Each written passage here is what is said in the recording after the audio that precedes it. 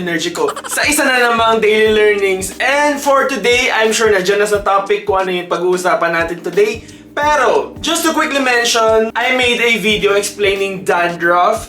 And if you are interested, just click on the link in the description box. Wow, expert na ba ako?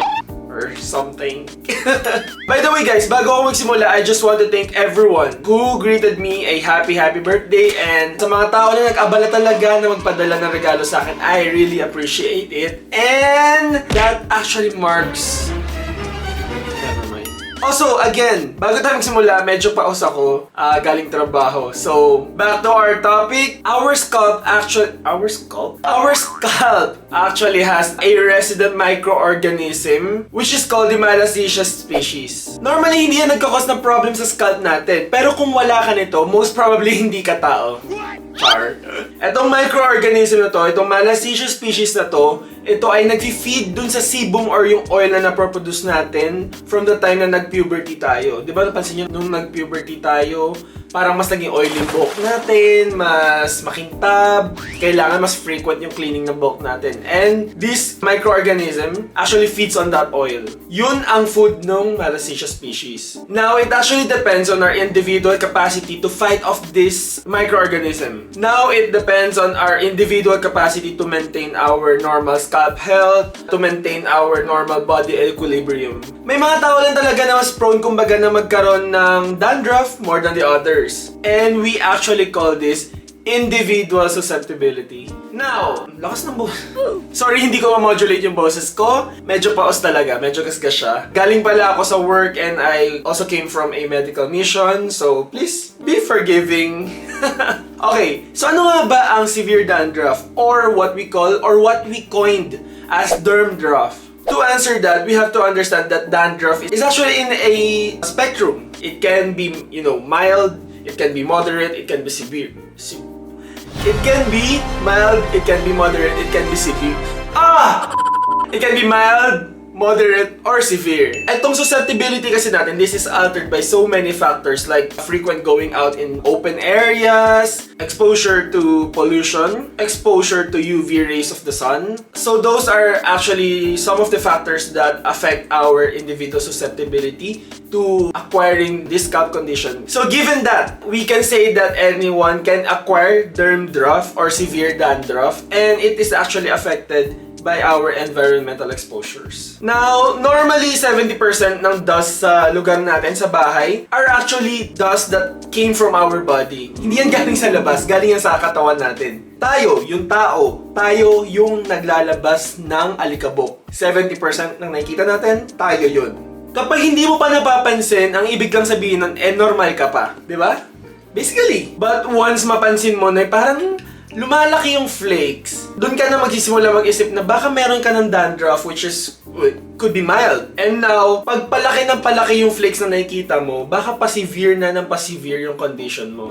And that's the spectrum of dandruff condition. Another thing is when yung pangangate na nararamdaman natin pag may dandruff tayo. When it's becoming more of an issue na hindi mo na natatanggal yung kamay mo sa alit mo, sa kakakamot mo, well, baka severe na yung condition mo, di ba? Or you're likely to be in the severe stage already. Now, that's when it becomes a real problem. Okay, segue lang ako. Bakit mo uncomfortable ako na mag-share ng gantong bagay? Kasi, you know what? Especially dito sa Philippines, 8 out of 10 people are actually experiencing or have experienced having dandruff. And I'm not excused. Nung bata ako, siguro mga around college, may time na sobrang lala ng dandruff ko na pag ginanong ko yung snowflakes! Yeah. There's no shame in that. And I also sought medical consult, expert opinion, and there's nothing wrong with that. Again, inuulit ko lang, walang masama dyan. This is a normal, hindi naman normal, pero this is a more or less expected at one point in our lives. So, there's no shame in talking about dandruff. Okay? Moving on. Or, before we move on, gusto ko lang din idagdag na ang dandruff, nakikita natin sa mga iba't ibang klase ng sakit tulad ng atopic dermatitis, ng psoriasis. Yung mga sakit na to, they actually mimic or like present similarly to dandruff or seborrheic dermatitis. So it's always prudent and it's always just best to consult the doctor muna. Okay, huwag kayo mag-self-diagnose. Kasi baka kakapanood yun ng video na to. Sabi ni Doc Jerry kung may flaking sa scalp, may pangangate, dandruff daw yun. Hindi ganon Hindi ganon kadali maging doktor. Kung ganon kadali maging doktor, lahat tayo pwede mag-diagnose ng kung sino-sino lang, diba? So always consult your doctor. Always be safe. That's a friendly reminder from your friendly neighbor. That's me. Okay, so ang dami ko sinabi. Dandruff, severe dandruff, severe itching, severe flaking, snowflakes.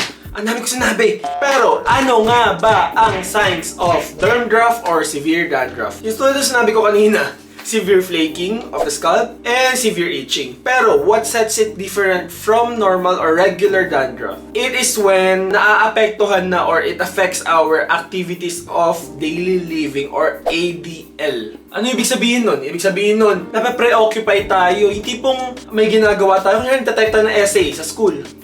Biglang, naisip yung dandruff mo. Paano kaya yung dandruff ko? Kailangan ko ba mapatingin sa doktor? Or, paano na? Ano nang next sa dandruff ko? Siyempre, sobrang preoccupied mo. Baka na-type mo sa essay mo kung ano-ano lang, tapos may word na dandruff. It preoccupies you. Ano pa? It interrupts your normal activity. So, for example, kumakain ka, and then you have to stop. Kasi, bakit?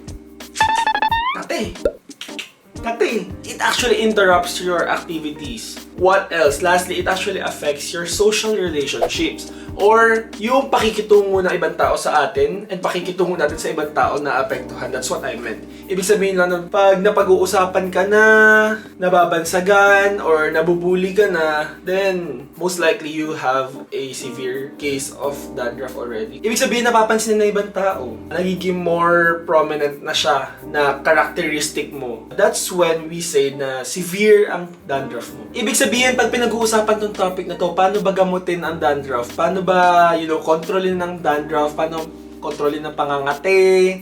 A lot of people think that, by simply just shampooing, to wash your hair and your scalp, magagamot na raw yung dandruff nila, which is, well, in a way, totoo, pero hindi siya purong katotohanan lamang.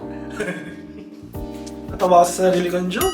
Unfortunately, hindi yun yung kaso eh. Hindi siya yung parang pag-shampoo mo lang, tapos na yung problema mo, mag-shampoo ka lang, okay ka na, mag-shampoo ka lang, magaling ka na. Hindi siya ganun. That's not the case. You need to use a solution or a shampoo that is dedicated to treating your problem. Yun yung kailangan mong isipin, yun yung kailangan mong gawin. Hindi lang siya bastang pag-shampoo lang. Kailangan mo ng shampoo na merong anti-dandruff active na kasama dun sa components niya. And hindi siya basta-basta. So you have to address a problem with a solution. And that means using a dedicated shampoo to treat your dandruff. Okay, guys?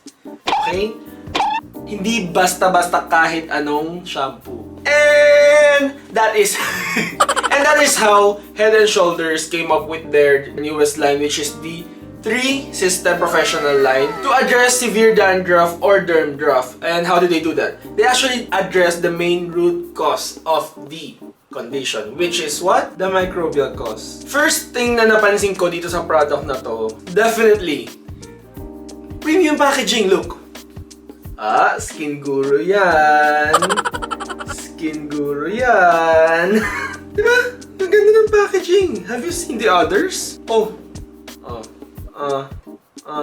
at that. This is sexy in a bottle. Wow. So diba, first thing na mapapansin nyo, sobrang premium ng packaging nyo. Then that's my personal opinion. Tapos second kasi, ano bang ginagawa natin pag pumipili tayo ng shampoo? We open it and smell it. And without bias, ang bango niya. Gusto ko yung amoy na, oh my god. So again, pagka-amoy mo sa kanya, sobrang refreshing na scent niya. And you know what? Para sa akin, or actually for everyone, or for anyone, this is actually a really big deal. Because, gusto natin alagaan yung health natin. Gusto natin i-prioritize yung condition na gusto natin i-address. Pero, ayaw nating mag-compromise ng, bango. Tulad na to. Ayaw natin i-compromise yung bango na yun. Kasi, ayaw din natin i-compromise yung health ng hair natin. Hindi lang yung scalp yung hair din itself. So, I just wanna say na taking care of yourself and treating yourself or your scalp condition should be enjoyable. The experience should be enjoyable and fun. And hindi siya nakaka-stress. Hindi siya yung parang, kailangan ko na naman maglagay ng gamot. Kailangan ng ganito. Baka malagyan yung unan ko. Ayoko na ng mga ganong problema. So, actually, this line of product is heaven sent. Because prioritizing your health should be not stressful. So wait, pinakita ko na pala sa inyo yung tatlong products, but look at it again. This is their professional shampoo for severe dandruff and advanced itch care. This is actually used to clean and remove your dandruff from the root and actually provide, itch relief. Second product to mention, this is their professional conditioner which actually provides dual effect. First one being anti-dandruff and second one being a lightweight conditioning, nourishing agent for your hair. Etong pangalawa, hindi lang niya inaalagaan yung hair mo, pero inaalagaan din niya yung scalp mo. So, diba? 2 in 1. What else can you ask for? And then third, can we talk about this? The third one is actually their professional spray. This is actually a concentrated formula for in-between use. And anong ibig sabihin nun? Binuboost niya yung anti-dandruff power ng product line na to in between washes. So with this, you can actually have an ammunition for whenever your condition happens. Or ang ibig kong sabihin is, kung nagka-dandruff kayo, pwede kayo maglagay nito anywhere, anytime. Actually, smells nice. Hindi siya yung tulad ng ibang mga serum na may distinct smell. So that's it. I introduced you guys to the world of severe dandruff. This is in conjunction with with my old video yung about dandruff. And I am always hoping na marami kayong natututunan sa videos ko and at the same time na-enjoy nyo yung videos ko. Yun naman kasi yung rason kung bakit ko sinimulan tong channel na to, diba? Gusto kong nag-enjoy kayo habang natututo. So, sabihin ko sana without further ado. Ending na nga pala to. I hope you guys enjoyed this video and don't forget to treasure your feelings. Bye!